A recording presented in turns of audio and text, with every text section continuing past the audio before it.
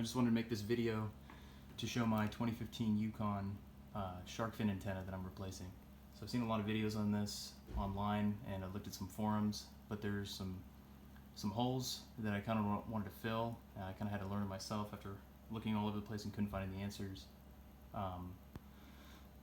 So trying to replace this guy was pretty easy. The one thing though that a lot of people don't mention is this shark fin antenna actually comes with different connectors than the original. So I've got the original here. It's a black shark fin antenna, and it's got this one pigtail coming off of it with a 2 silo connector. It's pretty small, pretty simple. I was expecting the new one to be just plug and play, which it was, except for the new shark fin antenna actually comes with a 3rd connector. Hopefully you can see it there. It's a little yellow pigtail that comes off, and every video, every forum I was looking at, nobody mentioned it. A lot of people were throwing up comments like it's for the Wi-Fi for the system. On the newer model of GMs, it's for the Sirius satellite radio, and people who were installing it said they didn't have a problem with anything. So I was wondering, what exactly is this cable? And it looks like a lot of people were correct, because when I installed that new antenna, the first thing that I noticed was that my Sirius satellite radio didn't work, and it gave me a warning saying check the satellite antenna. So kind of clarifies it right there, that was the main issue. So one of the things I had to do was come back down to this module underneath here, the radio module. Let me try to get a light on it. So I had to come down here to this radio module, and right here, I'll unplug this real quick. This is the new cable. This is the standard cable that comes with it. This is off the main harness. Apparently the XM breakout was off the main harness that came with the car, and came from that 2 silo connector old shark fin antenna. So somehow the satellite radio broke off out of that, and on the newer style that have the yellow connector coming off of it, it looks like they separated those lines. So now there's an actual a pigtail that's dedicated solely to the satellite radio. So in order to fix that, I kind of had to take the car apart a little bit and purchase this Fokker connector. I'm trying to get it into view here. So it's just a yellow Fokker connector, same style on both ends. And had to take apart the dash to get to this module and remove the existing Fokker connector. I've got to tie it back still, but I've got to route this cable now from that antenna to this location here. And once I plugged that guy in, I took it out of the garage to get some satellite reception. Everything worked just fine. Satellite booted right up, had my XM stereo. So that was one thing that I thought I'd like to share. A lot of people didn't seem to bring up, and it was kind of a big headache. So if you're gonna go down this path and you have the satellite radio that you want, as well as the new shark fin antenna, this is kind of what you have to do.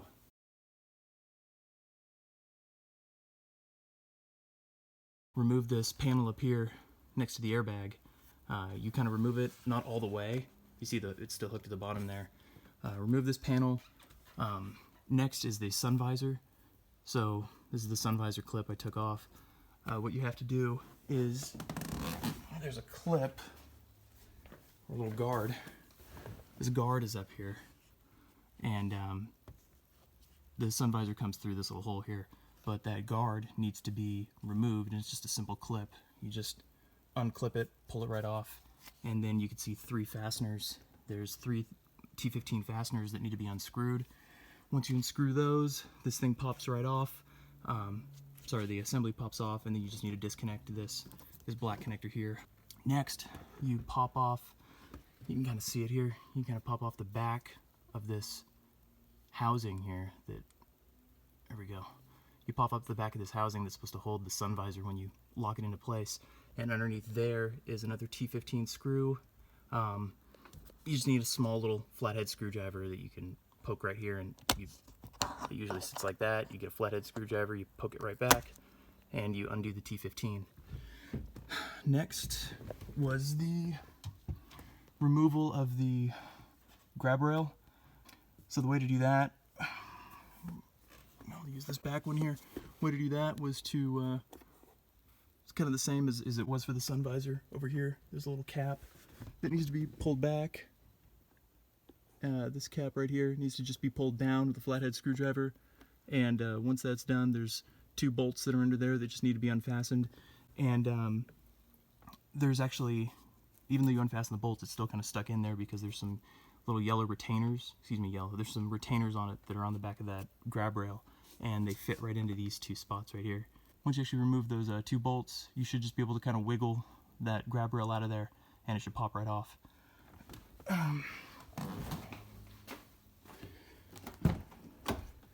Coming outside now to the rear grab handle.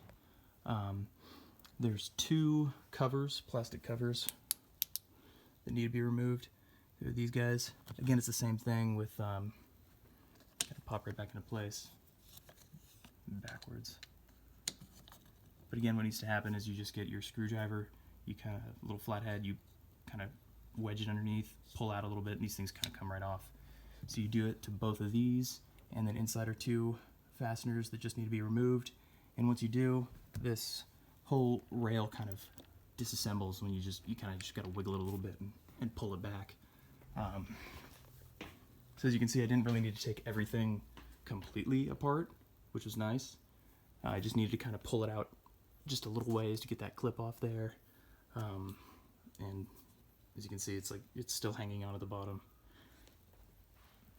And next what you have to do is remove this weather stripping. You kind of just pull it back a little bit. And then once you do that, you should be able to kind of pull this cover down enough to reach your hand in there. It's tight. There's the airbag right here, which you got to be careful about, but it's enough to where you can pull this cover down with 2 hands, flashlight down, and you can actually reach your hand under here and get to that one set screw that's on the opposite end of this shark fin antenna. It's what kind of retains it to the ceiling. So once that's removed, you're able to simply pull the old antenna off. You have to reach in there obviously and disconnect the 2 silo connector. Once you take that off, you pop the new one back on, and you retain the fastener, and it wedges it against the ceiling, the roof, and it's able to hold that antenna on. So what I did was I just fastened it a little bit. I rotated the antenna kind of, left and right to make sure it was oriented straight, and then once it was good enough, I fastened it all the way. Adding the FACRA cable for the satellite radio, I really had to disassemble the vehicle. So one thing that I had to do was disassemble this panel here so that you can access the fuse on the driver's side. Once you pull that panel off, I don't know if I had to really remove this panel down here, but I did anyway. Some more fasteners, you just remove it, and you're able to see more of the steering column underneath the steering wheel there. And then once you can see underneath, move back in the car, you're able to pull off some more panels, one of which is the cup holder that sits right here. I removed that as well. And I had to also take off the ventilation system. There's a vent here, and there's a vent over here. Sorry about the lighting, it's terrible. This is what I've been working in. So once you remove those 2, you're able to access these fasteners. There's 2 fasteners right here that hold in this display. You're able to pull that display out and have more access to routing the cable. So what I'm going to have to do is route this FACRA cable up, and I kind of follow this cable here.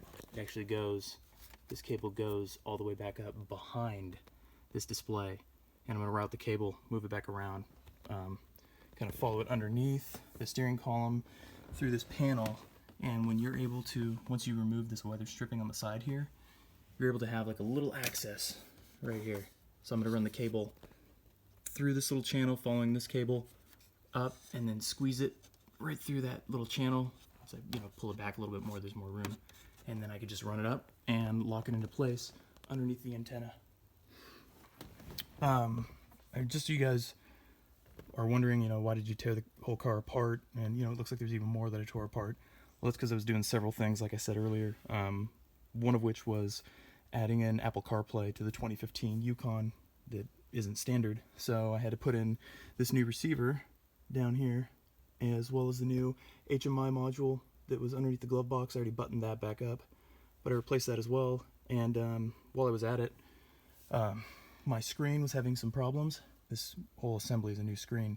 I bought that as well. So kind of waited for all my parts to arrive before I did all of this, which is why it's totally undone. Made sense for me to do it. But again, if you're just doing the shark fin, it's quite a lot of work. I'm sure you could figure something else out. I think what you could do also, if you didn't want to do this whole disassembly process, you could also just access this module down here, run your own antenna, an auxiliary antenna from a Fakra, and run it underneath the dash or somewhere else in plain sight, and that would be another option to do as well. But anyway, just thought I'd clarify it with everybody. I hope this helps some people. Sorry about the lighting, but let me know if you have any questions. Hopefully I can help, and I hope this video did you some good.